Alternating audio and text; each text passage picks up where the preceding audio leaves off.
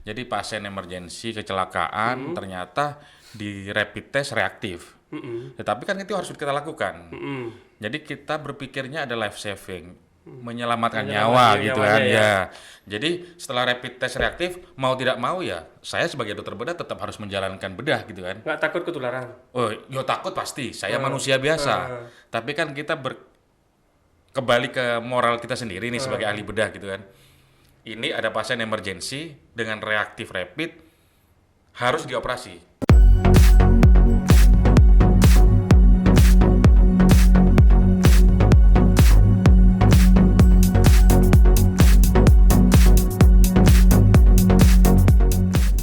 Assalamualaikum warahmatullahi wabarakatuh. Malam hari ini lanjut di podcast berikutnya. Bintang tamunya adalah seorang dokter ahli penyakit bedah. Beliau ini juga sekretaris ID Bangkalan, ketua kamar bedah RSUD Bangkalan. Selamat malam Mbak Yaya. Selamat malam. Oke, ini sebenarnya beliau ini juga punya podcast, jadi kita ini bersaing. Jadi, oke Pak Yaya, Siap. langsung aja nih. Kalau di era COVID, era pandemi ini, kalau operasi aman nggak sih Pak? Operasi penyakit nih. Ya, jadi sebelumnya terima kasih nih. Oke. Saya diundang di podcastnya Farhad Show ya. Ya, ini menarik sekali. Soalnya kita sama-sama punya channel gitu ya. Jadi memang ini saya tunggu sebenarnya. Undang ini sudah saya tunggu. Karena kalau saya datang, insya Allah nanti kan sampai saya undang juga. Gitu. Oke, terima kasih. Jadi operasi di zaman wabah atau di pandemi COVID-19 ini saya kira ya hampir sama dengan hari-hari biasanya. Jadi tidak ada perbedaan yang signifikan lah. Yang berbeda hanyalah kita ada screening untuk pemeriksaan saja. Apa screening itu Pak? Jadi screeningnya adalah sebetulnya sama, yaitu rapid test atau PCR gitu ya. Itu sebelum operasi elektif atau sebelum operasi emergensi dilakukan. Sebentar. Apa itu operasi elektif? Apa itu operasi emergensi? Oke, jadi ada operasi ini ada berbagai macam jenis itu ya. Ada yang elektif, ada emergensi. Emergensi ini yang sito atau kegawatan. Nah, emergensi atau gawat ini harus segera kita lakukan pembedahan. Tidak bisa ditunda terlalu lama. Emergensi. Ini emergensi. Nah, jadi kalau emergensi itu, kalau elektif itu yang kita rencanakan. Yang maksudnya direncanakan itu, misalnya pasien datang dari poli gitu ya, ternyata ada diagnosis penyakit A dan ini perlu dilakukan pembedahan. Nah, itu elektif ya? Itu elektif. Ya, itu kita siapkan dari poli persiapannya. Sedangkan emergensi persiapannya waktu datang. Waktu datang disiapkan sedemikian rupa supaya betul-betul siap untuk operasi, langsung segera operasi. Nah, elektif kita bisa rencanakan tanggal sekian operasinya, tanggal sekian rencana. Tapi kalau emergensi tadi tidak direncanakan. Gitu. Oke, sekarang kita bahas yang emergensi nih. Pasien kecelakaan, ya, pasien kecelakaan, korban lah kecelakaan atau perkelahian, intinya accident lah. Tiba-tiba kita rapid, ya, itu reaktif. Itu jangan-jangan dikoronakan tuh. Jadi wong kecelakaan kok dites rapid, itu apa sih? Iya. Jadi gini, intinya di rapid itu intinya bukan mengkoronakan pasien yang mau operasi, tetapi hanya untuk screening supaya kita sebagai tenaga medis ini aman gitu loh. Kan musim wabah ini, kita tidak tahu nih siapa yang sakit, mana yang sakit kan nggak tahu. Jadi hanya ini screening untuk keamanan kita sendiri. Kalau misalnya hasil rapidnya non reaktif, ya kita tidak merubah untuk jadi reaktif supaya mengkoronakan. Enggak. Kalau non reaktif ya kita lanjut penanganannya seperti ini. Tapi kalau reaktif, penanganannya kita bedakan protokolnya. Nah, bedanya gimana? Kalau ternyata di rapid dia reaktif, bedanya apa? Nah, kalau misalnya di rapid reaktif, maka kita protokolnya berbeda. Berbedanya apa? Misalnya, kamar operasinya kita bedakan, yang khusus ya. Khusus karena ada filter-filter yang harus jadi RW-nya juga harus kita atur gitu kan, sirkulasinya. Terus yang kedua adalah protokol kita sebagai tenaga kesehatan juga harus kita perhatikan. pakai APD lengkap level 3 misalnya seperti itu. Tapi kalau non reaktif ya kita bisa pakai Oka seperti biasa. biasa, OKA biasa gitu, tidak ada bedanya dengan pasien-pasien kemarin sebelum wabah gitu. Oke, itu yang emergency ya. Jadi tindakan rapid test itu untuk melindungi ya. Ya, untuk melindungi kita sendiri sebenarnya, Sebenarnya bukan meng-COVID-kan. Bukan meng-COVID kan ya. Iya. Berarti masyarakat gini, kecelakaan kok dites COVID, dioperasi positif gitu. Itu bukan mengkoronakan ya? Bukan. Enggak. Ada ya. Oke. Sekarang gini, oke nih, itu tindakan untuk menjaga. Operasi yang dilakukan di kamar khusus tadi ya. Jangan-jangan pasien yang tidak corona, gara-gara kamar operasi yang bersamaan, nanti jadi corona juga nih. Oh, Nah, enggak ya? enggak. Jadi Jadi gini, ada pasien nih, Oke. ini kan sudah dioperasi Iya, nih ya. iya. Kan operasi kan banyak itu Pak. Hmm. Nah, wah saya nggak usah ke rumah sakit, mau di sana tempatnya corona. Nah, Nah, iya, gimana iya. gimana? Jadi berbeda sekali penanganannya memang. Jadi kalau kamar bedah ya, kita menyebutkan OK bisa kalau di rumah sakit. Jadi di kamar bedah kalau khusus yang reaktif, kalau misalnya curiga corona misalnya gitu, itu kita bedakan, kita sendirikan, itu tidak jadi satu dengan pasien-pasien yang non reaktif. Oh beda ya? Berbeda. namanya. Oke. Jadi tidak mungkin nanti yang reaktif itu tertular dengan yang reaktif misalnya itu. Enggak, karena kita betul-betul bedakan. Itulah bedanya kita screening itu loh, itu di awal tadi. Jadi bukan maksud mengkoronakan atau mengcovidkan gitu, enggak. Karena beberapa minggu kemarin dari awal adanya corona pun kita jalan operasi banyak buktinya. Pasien-pasien yang elektif dioperasi tetapi tidak kita coronakan. Dan itu banyak kalau memang Yang sembuh ya? yang sembuh pulang Tanpa corona ya? tanpa corona gitu kan. Oke. Jadi mungkin bisa di cross check dengan orang-orang yang baru-baru operasi minggu-minggu inilah. Jadi gitu nggak kan. semua datang corona nggak ya? Oh enggak, sama sekali enggak. Oke, bedanya sekarang kalau yang elektif nih, elektif misalnya sampean rencana, apa contoh operasi elektif? Ini tumor misalnya, tumor di kulit, Misalnya tumor mame gitu. tumor mame ya? Nah, Nah, itu pada usia muda ada misalnya usia- gitu. itu gimana prosedurnya? Jadi Di misalnya era bedanya kalau dulu nggak pandemi, sekarang di pandemi, ya gimana? sebenarnya kalau mekanismenya sih hampir sama, tidak ada perbedaan. Titik perbedaan cuma di screening awal tadi itu. Oh. Jadi kalau misal datang pasien ke poli, saya ada benjol wanita umur 22 tahun ada benjolan di payudara sebelah kanan misalnya begitu. Setelah diperiksa, di anamnesis diperiksa gitu kan. Wah, ini ternyata mungkin kecuriganya adalah tumor jinak payudara misalnya begitu.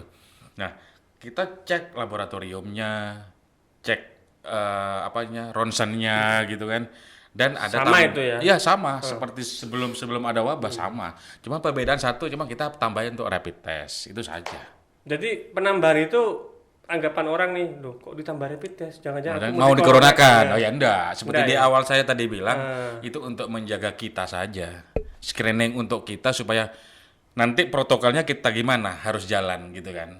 Oh, ini elektif yang tidak ada komplikasi yang reaktif dari rapid dengan yang non reaktif, itu kita protokolnya saja yang kita bedakan. Kalau penanganannya sama, Pernah melakukan operasi yang dengan swab positif pernah? reaktif. Rapid Tapi reaktif? swab yang belum. Jadi karena waktu itu emergency. Jadi pasien emergency kecelakaan ternyata di rapid test reaktif. Tetapi kan itu harus kita lakukan. Jadi kita berpikirnya ada life saving, menyelamatkan nyawa gitu kan nyawanya ya. Jadi setelah rapid test reaktif mau tidak mau ya saya sebagai dokter bedah tetap harus menjalankan bedah gitu kan. Nggak takut ketularan? Oh, yo takut pasti. Saya manusia biasa. Tapi kan kita kembali ke moral kita sendiri nih sebagai ahli bedah gitu kan. Ini ada pasien emergency dengan reaktif rapid harus dioperasi.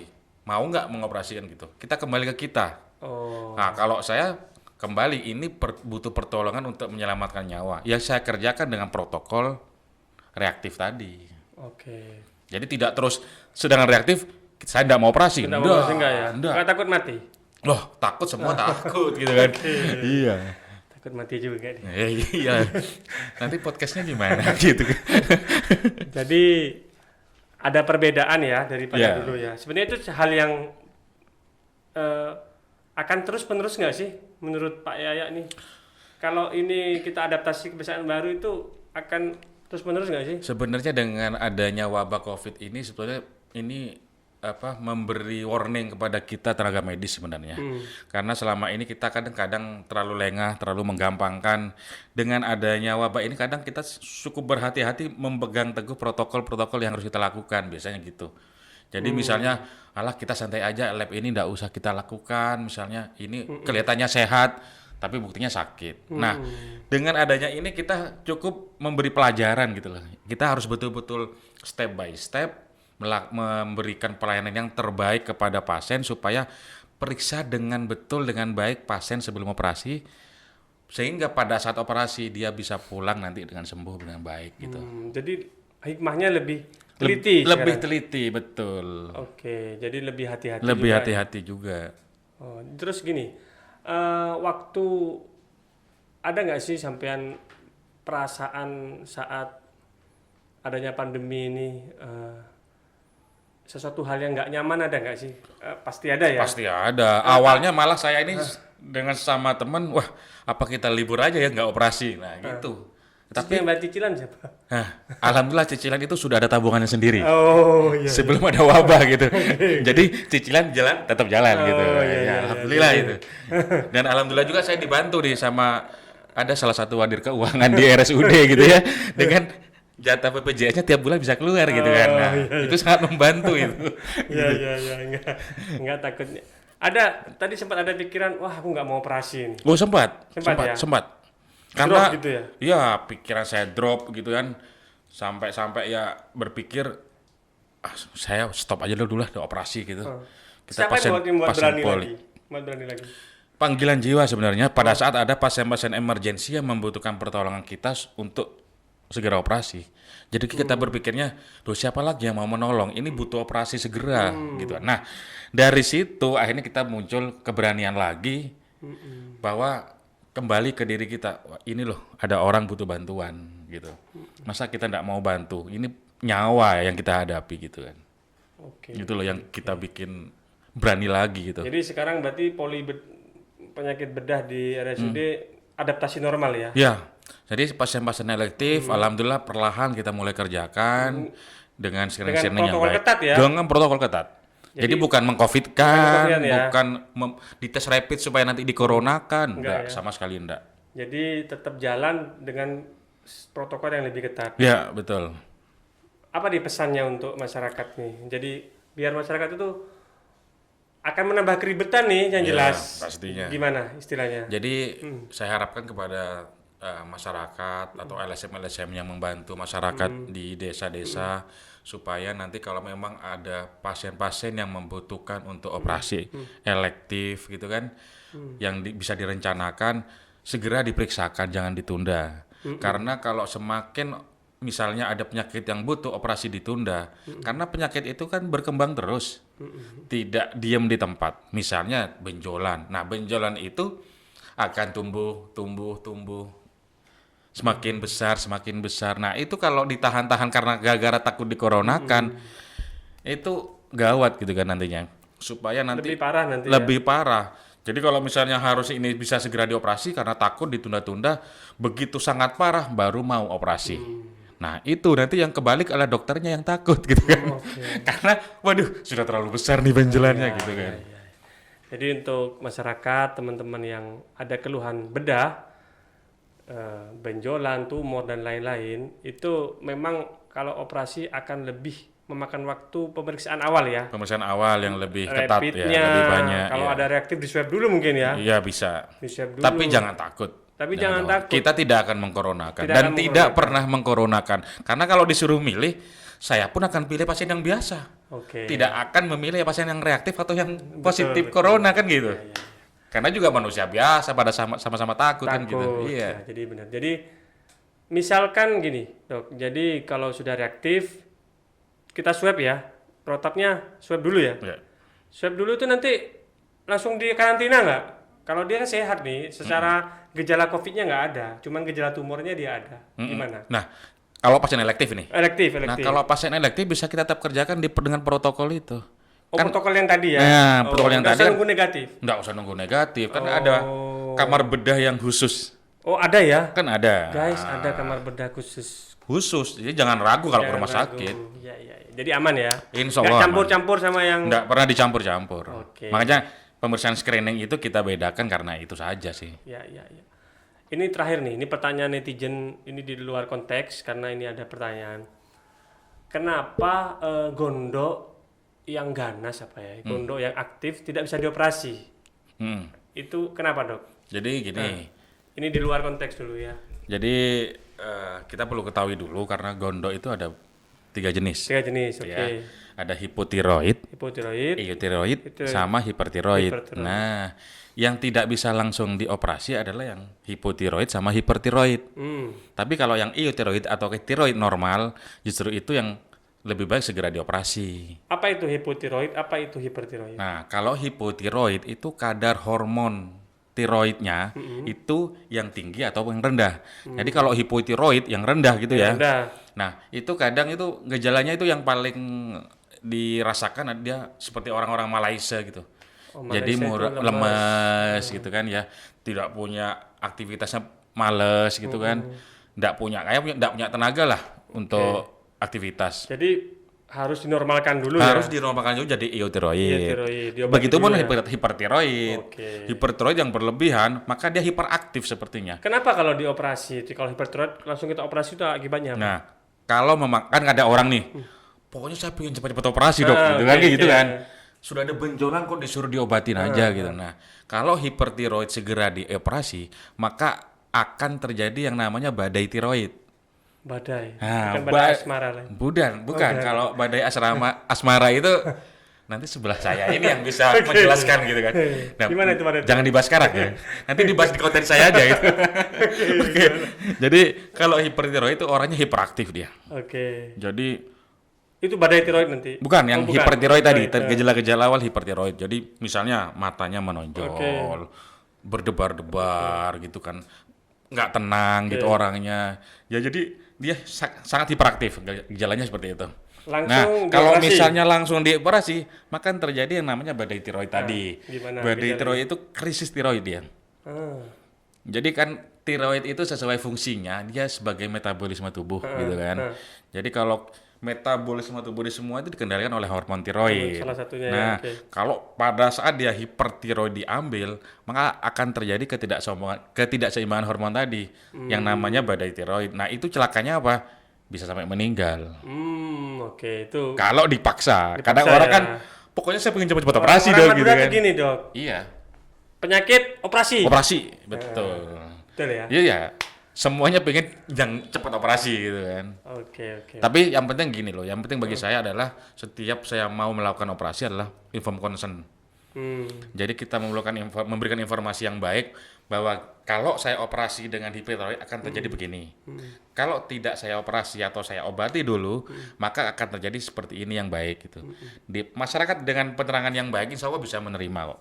Oke. Dari awal yang pengen cepat-cepat operasi malah oh jadi begitu. Nah, gitu. Membuka wawasan masyarakat lagi gitu kan. Oke, jadi teman-teman yang ada pertanyaan ke waktu periksa ke dokter, khususnya di rumah sakit Bangkalan ya, silahkanlah bertanya ke dokternya langsung. Ya, Jadi biar tidak ada miskomunikasi. jangan malu bertanya Jangan malu. saat diperiksa dokter gitu aja. Karena pertanyaan sebelum operasi itu akan menjadi lebih baik daripada Sesudah operasi sesudah operasi baru nanya baru gitu. nanya.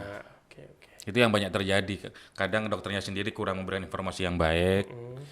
Pasiennya juga tidak banyak bertanya tentang penyakitnya sendiri. Padahal harusnya banyak bertanya ya. Harus banyak bertanya. Oke, bisa bertanya di komen nanti di YouTube saya atau di Facebook. Nanti kita akan jawab sesuai dengan keahliannya. Oke, terima kasih Pak Yaya atas kehadirannya. Terima kasih untuk konten Farhad Show. Oke. Konten channelnya apa namanya? Albima 1208 channel. Nanti di subscribe ya. Subscribe Tapi juga habis ya. subscribe di unsubscribe. Gak Subscribe-nya di Farhad Show sama di Albima. Oke. Albima 1208 Oke. channel. Ya, Sama-sama oke. di subscribe guys. Sama-sama. Jadi itu terima kasih atas semoga lah kembali lagi ini menjadi informasi dan menjadi apa ya barokah lah untuk kita semua yang memberi informasi untuk saya. Ya. Kalau mengejar monetize kayaknya masih jauh. Saya ngejar barokah dulu. Iya. Oke, terima kasih. Yang penting enjoy aja Yang penting ya. enjoy. Oke. Ya, oke. Terima kasih. Wassalamualaikum warahmatullahi wabarakatuh.